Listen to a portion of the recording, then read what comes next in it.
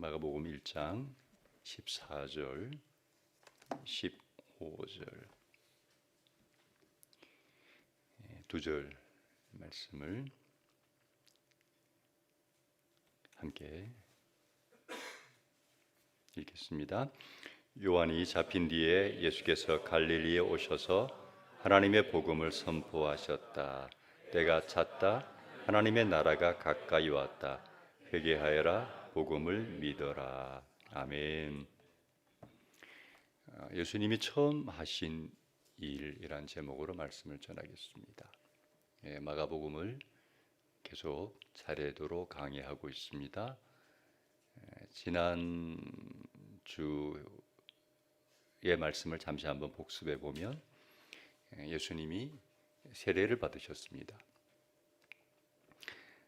세례 받을 때 세 가지 현상이 나타났다고 말씀드렸죠. 하늘이 갈라지고 성령이 내려오시고 하나님의 음성이 들렸습니다.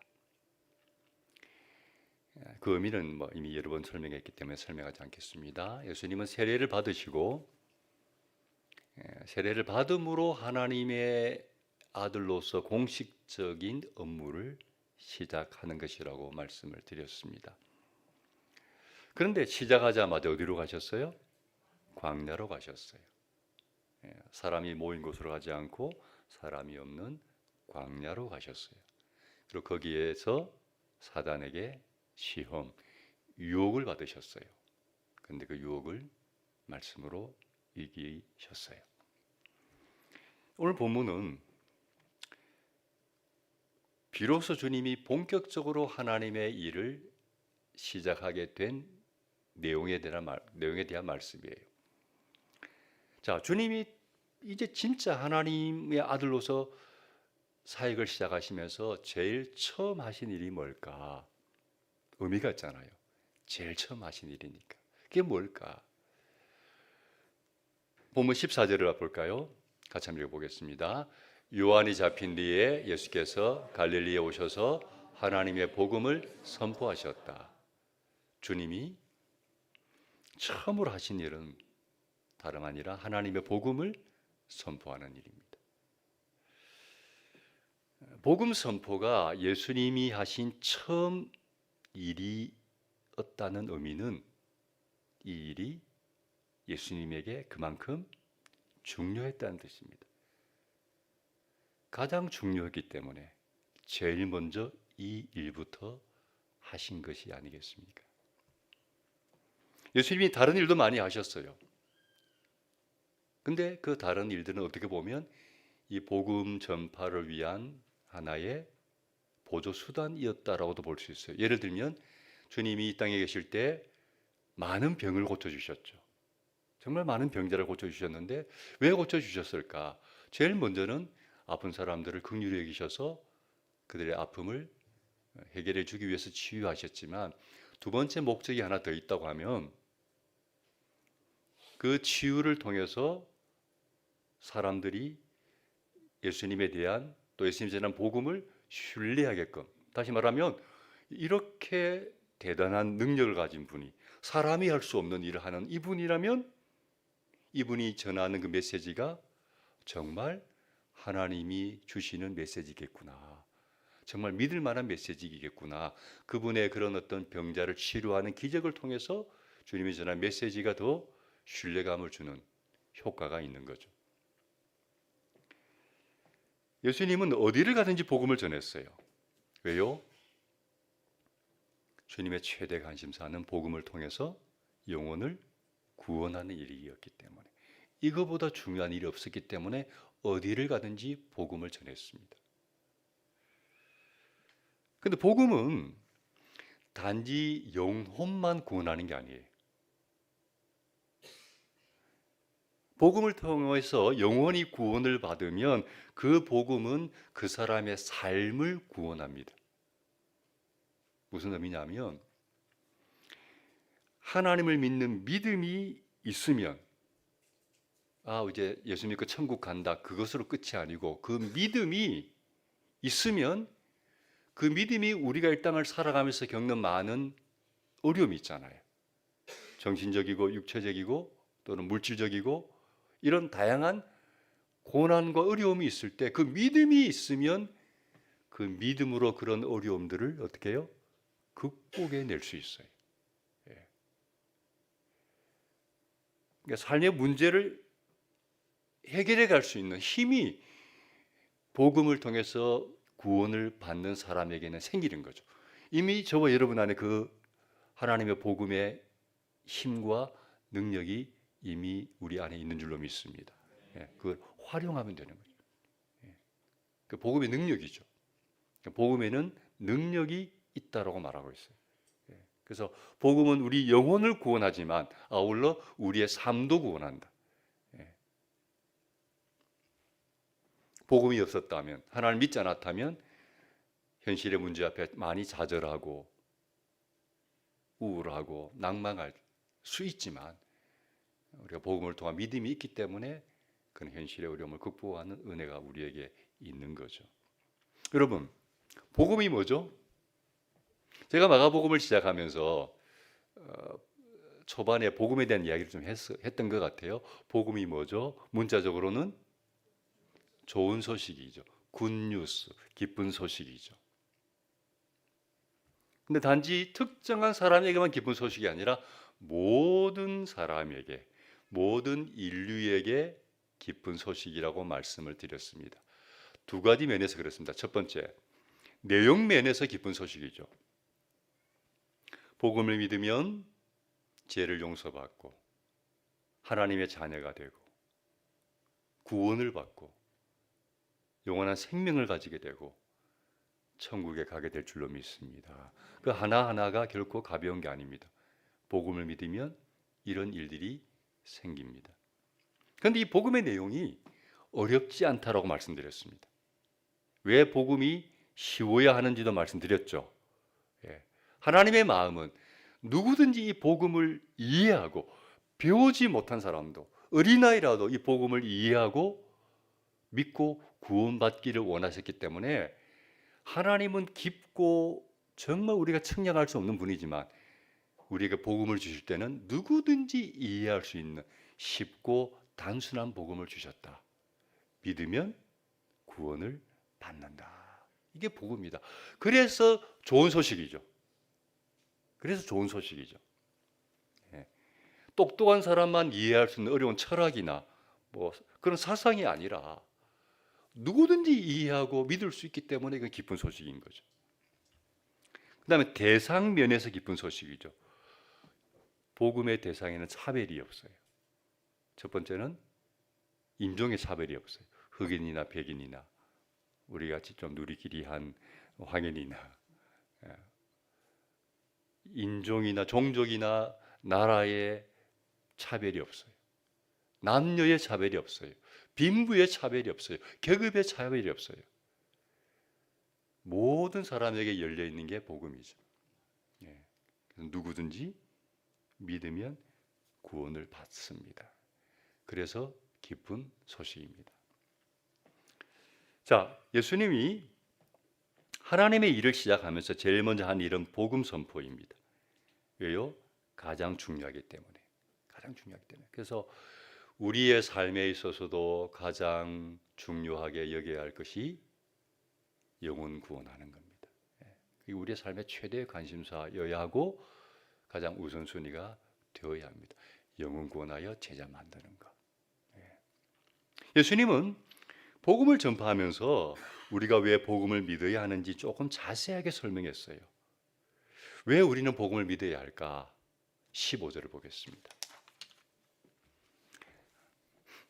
같이 한번 읽어볼까요? 시작.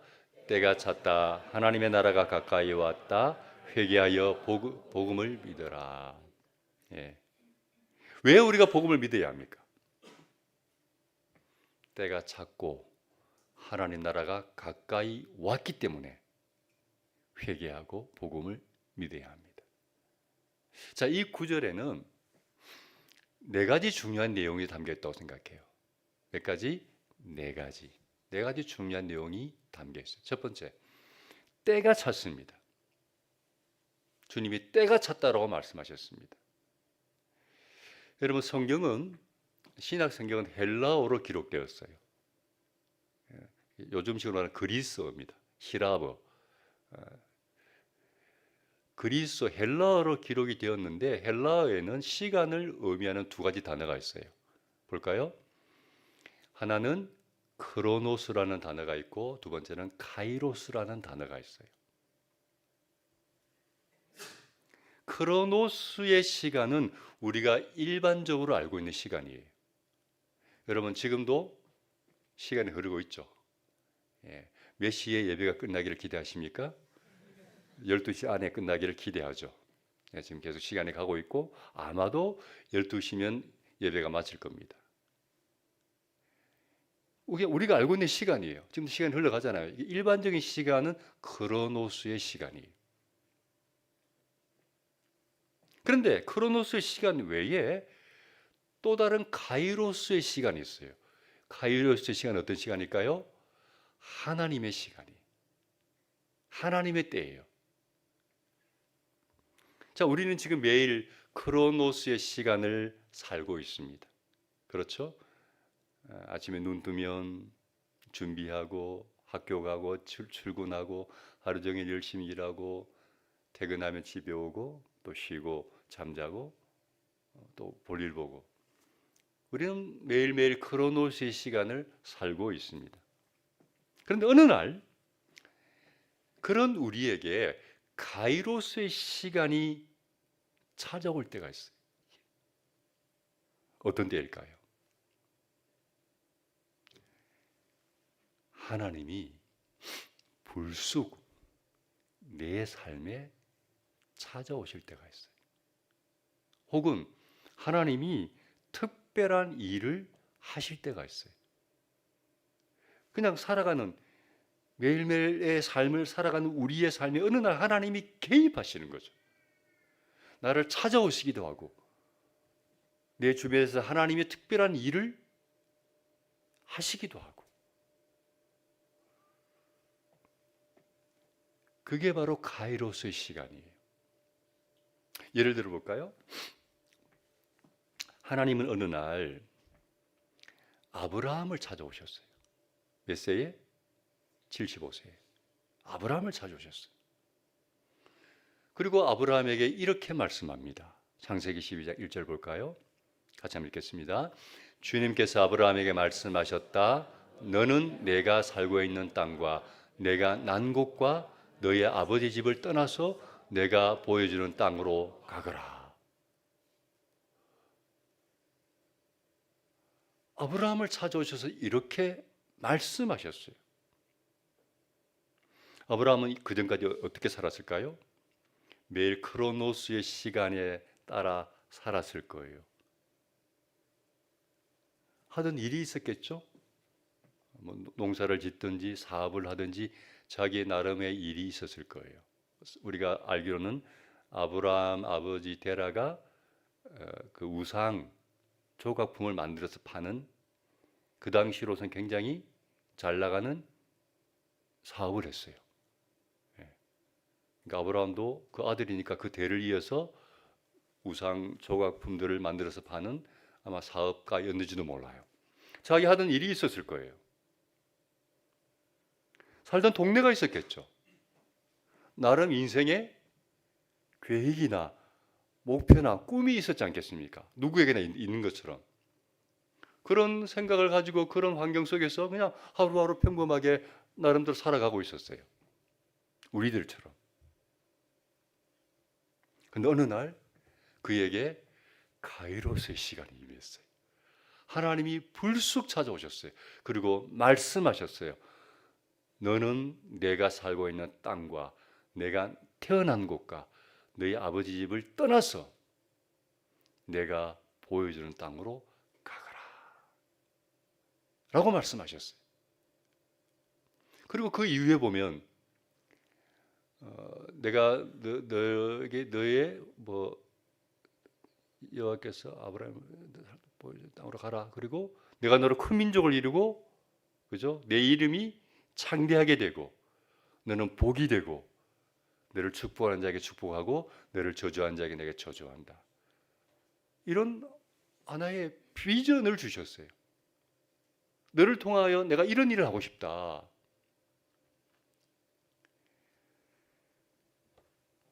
여러분, 아브라함에게 어느 날 카이로스의 시간, 하나님의 시간이 임했을 때 중요한 것은 뭡니까? 그의 인생이 완전히 달라졌다는 거예요.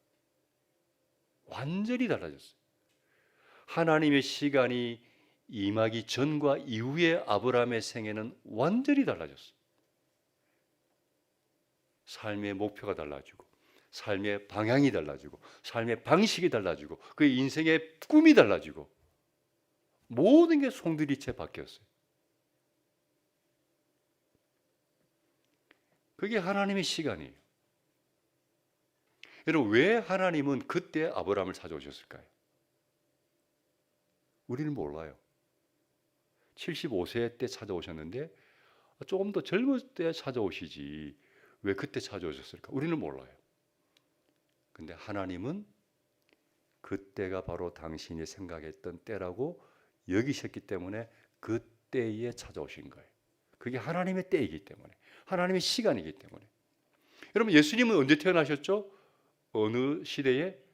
로마가 세계를 지배하는 시대에 오셨어요. 생각해 보세요. 왜 하나님은 예수님을 그때 보내셨을까? 조금 더 전에 혹은 그 이후에 아니면 지금 예수님이 오실 수도 있잖아요.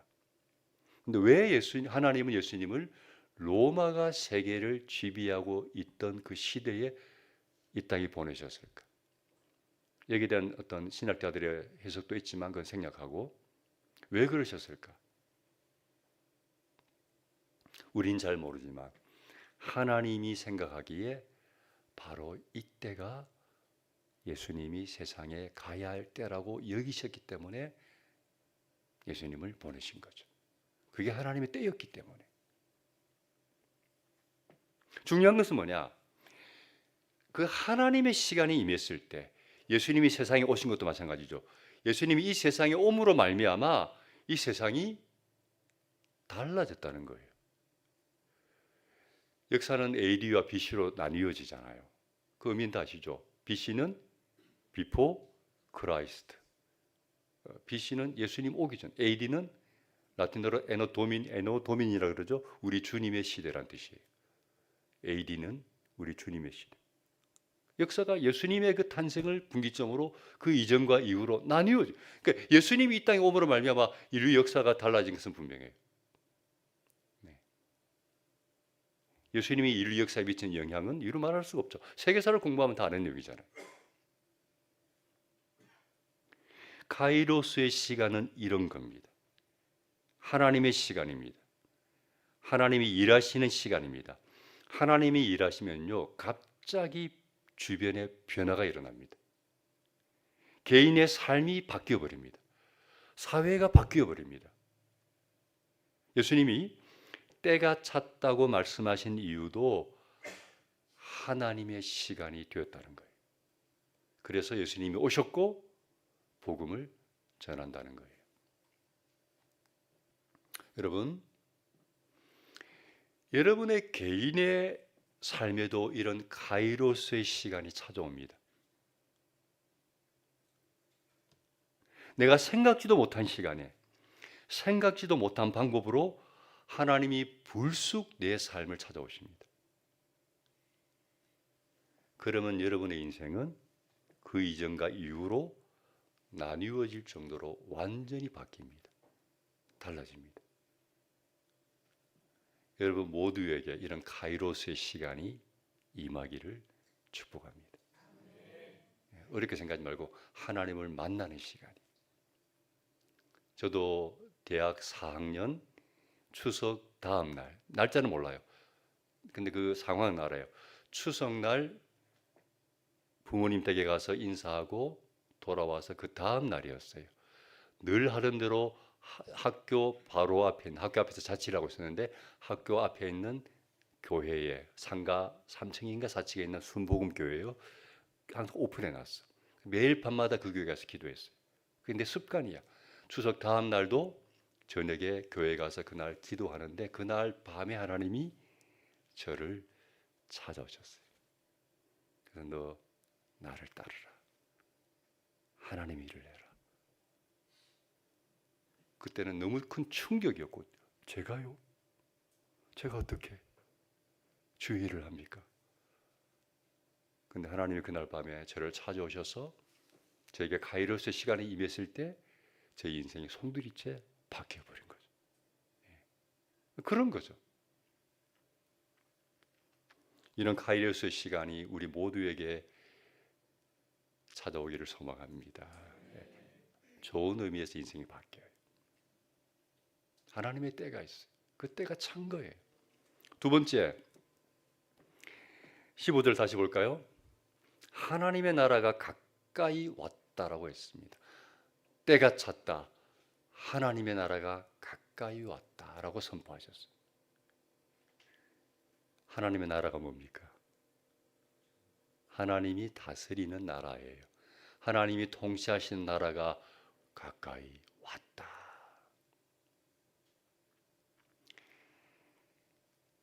여러분, 천국은, 쉽게 말하면 하늘나라 천국은 하나님이 완벽하게 통치하시죠. 모든 게 하나님의 뜻대로 되어가겠죠. 근데 우리가 사는 이 땅은 그렇지 않죠. 이 땅은 하나님이 통치하는 게 아니라 각 나라마다 지도자가 있어서 그 지도자들이 각 나름의 방법으로 그 나라를 통치하고 있습니다. 그래서 각 나라마다 특색이 다 있잖아요. 뭐 사회주의가 있고 자유주의가 있고 공산주의가 있고, 그 지도자의 철학이나 이념에 따라 각 나라마다 그 내용이 달라요. 우리나라만 봐도 누가 대통령이 되느냐에 따라서 나라의 전체적인 분위기가 달라지죠. 정치가 달라지고, 외교가 달라지고, 국방이 달라지고, 교육도 달라지고, 모든 게 달라져요. 자기 정치 이념에 따라 국가를 이끌어 가려고 하기 때문이죠. 그래서 이 땅의 나라들은 각 지도자들이 자기의 정치 철학이나 이념에 따라서 이끌어 갑니다. 그런데 때가 되면, 하나님의 때가 되면 하나님께서 하늘과 땅 모두를 통치하는 그런 시간이 옵니다. 역사의 마지막을 내다보면 그 시간이 온다. 우리가 오기를 원하지 않는다고 안 오는 게 아니에요. 반드시 그때가 와요. 때가 되면 그런 일이 반드시 일어날 거예요. 계시록에 그런 내용들이 자주 나오잖아요. 여러분, 예수님이 이 땅에 오신 것 자체가 그 하나님의 때가 가까이 왔다는 사인이에요. 예수님이 하나님의 아들이 이 땅에 왔다는 것은 그 하나님의 때가 성큼 더 가까이 다가왔다는 강력한 사인이에요. 그 예수님이 오시고 또 2000년의 시간이 지났잖아요. 그렇다면 우리가 논리적으로 생각해 봐도 하나님의 때가 더 가까워졌겠죠. 근데 우리가 살아가는 이 주변 상황을 보면 그런 것 같기도 해요. 보세요. 요즘 우리가 체감적으로 느끼는 기후 변화 보십시오. 온 세계가 지금 이상기후로 난리잖아요. 그런 기후 변화를 봐도 심상치가 않고, 도덕과 윤리의 타락의 모습을 봐도 그렇고, 인간성이 파괴되어가는 그런 모습을 봐도 참 세상이 어떻게 되려고 이러나 다 걱정하잖아요. 그런 것을 봐도 그렇고, 뭔가 하나님의 때가 가까이 오고 있다는 생각이 들지 않을 수가 없는 것 같아요. 우리는 그때가 언제인지는 몰라요. 그러나 준비는 해야 된다. 준비는 해야 된다. 어떻게 준비해야 할까? 말씀을 하나 볼까요? 누가복음 21장. 자, 같이 한번 읽어보겠습니다. 시작.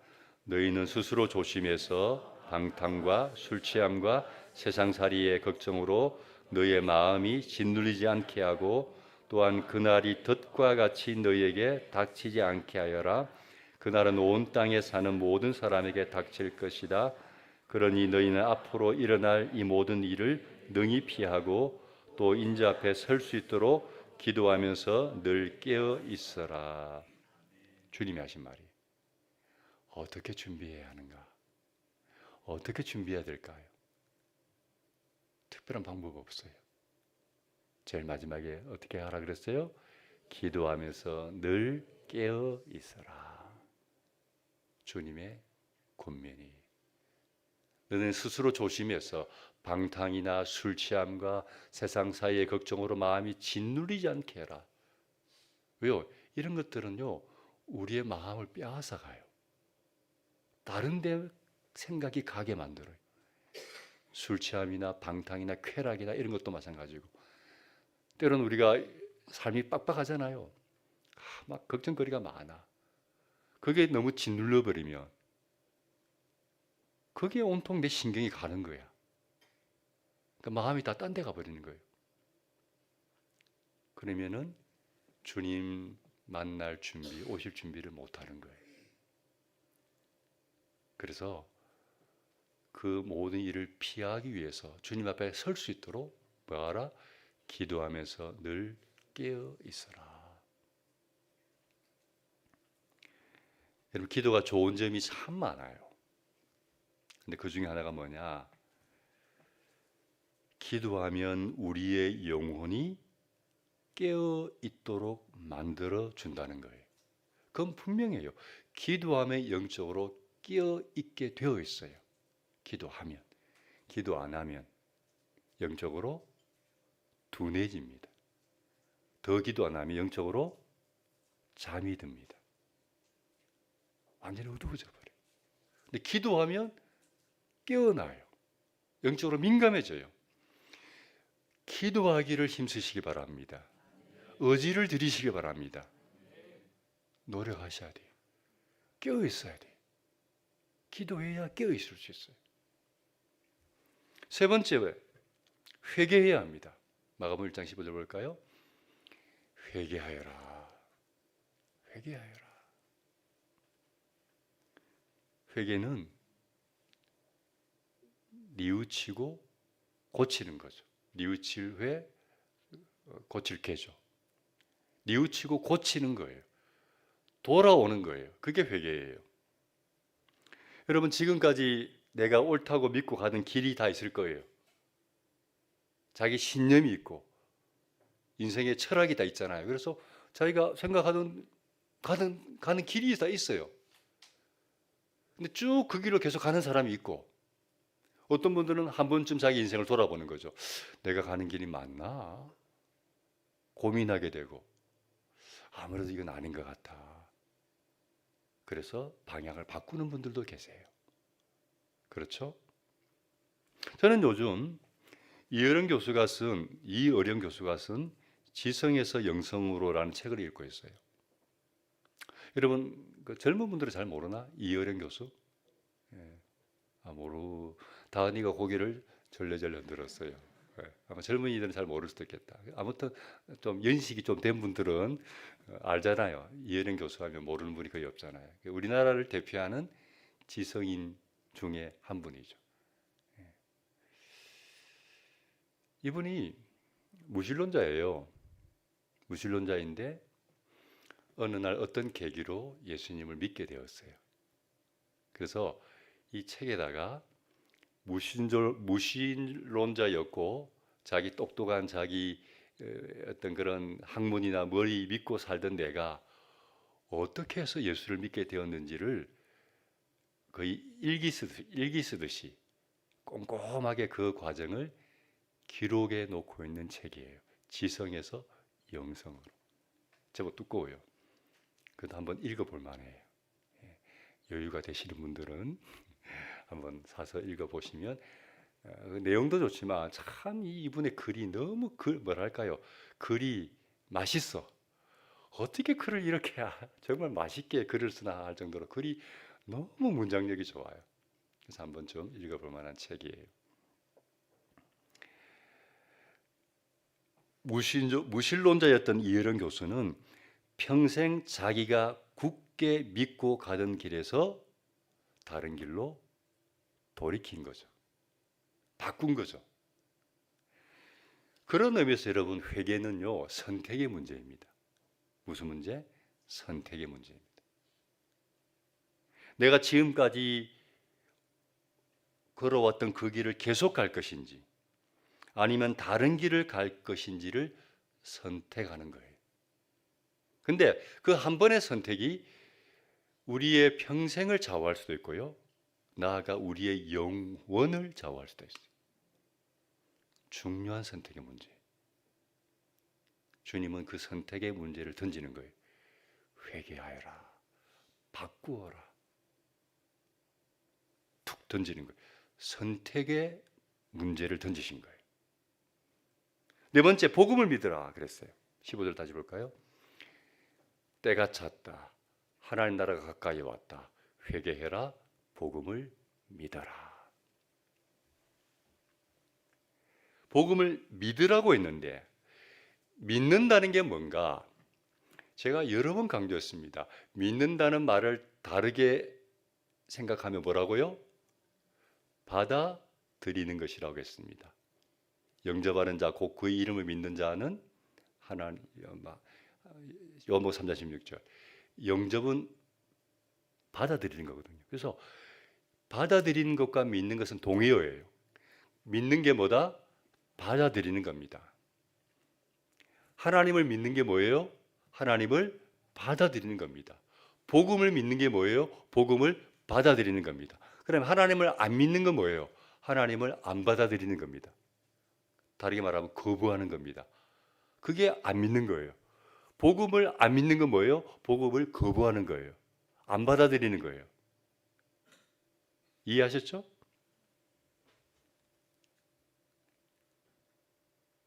그래서 믿음도 선택이에요. 받아들이느냐, 거부하느냐. 주님은 복음을 믿어라라고 선택의 문제를 던진 거예요. 받아들이느냐, 거부하느냐. 둘 중에 하나입니다. 다른 선택은 없습니다. 저는 중간입니다. 없습니다. 둘 중에 하나입니다. 여러분, 사람들이요, 하나님을 받아들이지 못하는 가장 큰 이유가 뭘까요? 각자의 다 상황이 다르겠지만 좀 크게 보면은 저는 한 가지로 생각해요. 제일 큰 원인은 뭐냐면 하나님을 받아들이지 못하는 가장 큰 이유는 제가 생각할 때 내 안에 이미 뭔가가 있어. 딱 차지하고 있는 게 있어. 그런데 하나님을 받아들이게 되면 이미 내 안에 있는 그 뭔가를 그냥 둘 수가 없어요. 왜요? 하나님이 너무 크기 때문에 양립할 수가 없는 거예요. 같이 있을 수가 없는 거예요. 그래서 하나님이 들어오면 이미 내 안에 있던 것은 나가야 돼. 양립이 안 돼. 여러분, 이미 내 안에 들어와 있는 게 뭘까요? 나 자신이에요. 나 자신. 내 자아. 다르게 말하면 내가 내 인생의 주인이에요. 내가 내 인생의 왕이에요. 내가 통치자예요. 내 왕국이야. 내 인생은. 내가 왕이야. 내가 주인이야. 어떻게 살아요? 내가 하고 싶은 대로 사는 거예요. 내 인생 내 건데 내가 하고 싶은 대로 살아야지.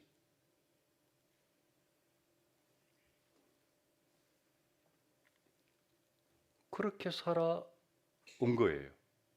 그런데 새로운 왕이신 하나님을 받아들이면 어떻게 될까요? 내가 더 이상 왕 노릇 할 수가 없어요. 크신 왕이 들어왔는데 내가 꼬리를 내려야지. 그분을 왕으로 모시고 나는 왕자에서 내려와서 그분을 섬겨야죠. 그게 싫은 거예요. 사람들은 계속 내가 왕이 되고 싶은 거예요. 어떻게? 그냥 내가 하고 싶은 대로 살고 싶은 거예요. 내가 편한 대로 살고 싶은 거예요.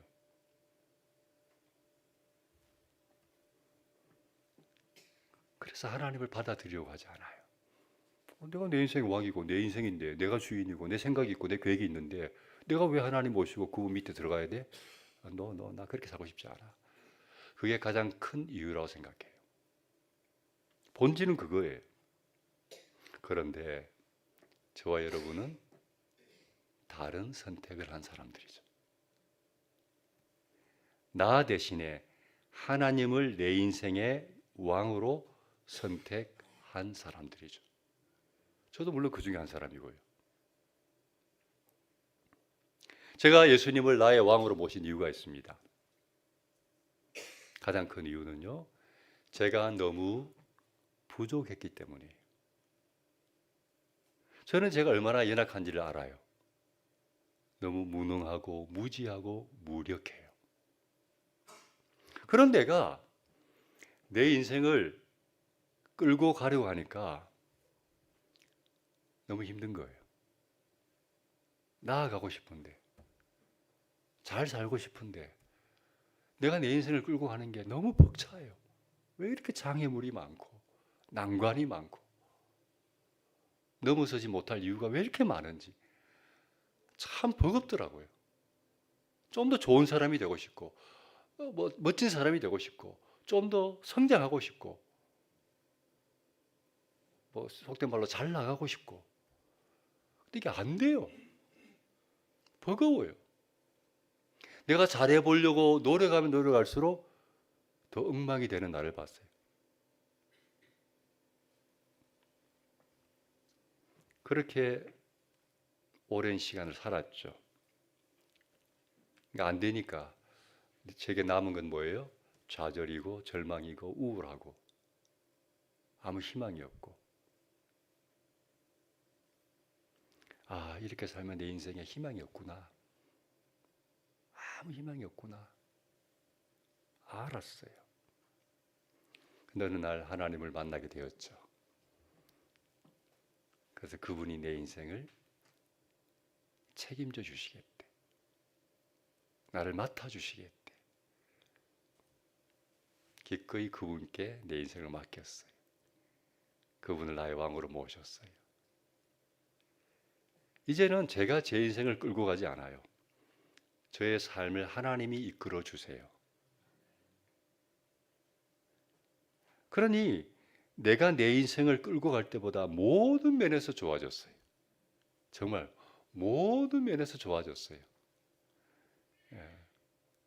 쓸모없는 인생이 좀 괜찮은 사람이 된 것 같아. 내가 나를 봐도 좀 멋지게 보일 때가 있어요. 사람이 참 괜찮구나. 그나마 좀 괜찮네.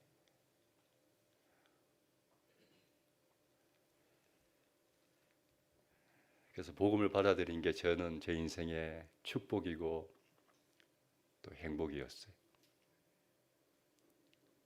아마 여러분도 그렇게 살기로 결단한 사람들이잖아요. 복음을 받아들였기 때문에 사실은 삶이 달라진 거잖아요. 그래서 복음은 우리에게 너무 귀한 선물인 것 같아요. 말씀을 마무리하려고 합니다. 주님이 이 땅에서 처음으로 한 일은 복음을 전하는 것이었어요. 그리고 그 복음에는 이런 내용이 담겨 있죠. 하나님의 때가 되었다. 하나님의 시간이 가까웠다. 이제 우리는 선택해야 한다. 회개하고 복음을 믿어야 한다. 그러면 구원을 받는다. 단지 영혼만 구원받는 게 아니고 우리의 삶이 달라진다. 복음에는 그 능력이 있다. 이게 주님이 전하신 복음의 내용이죠. 바라기는 예수님이 전해주신 이 복음을 믿고 받아들이는 여러분이 되기를 소망합니다. 이 복음으로 영혼만 구원받는 게 아니고 그 복음의 능력으로 여러분의 삶까지도 구원받는, 삶까지도 새로워지는 은혜가 있기를 주의 이름으로 축복합니다. 아멘. 찬양을 할까요? 나 같은 죄인 살리신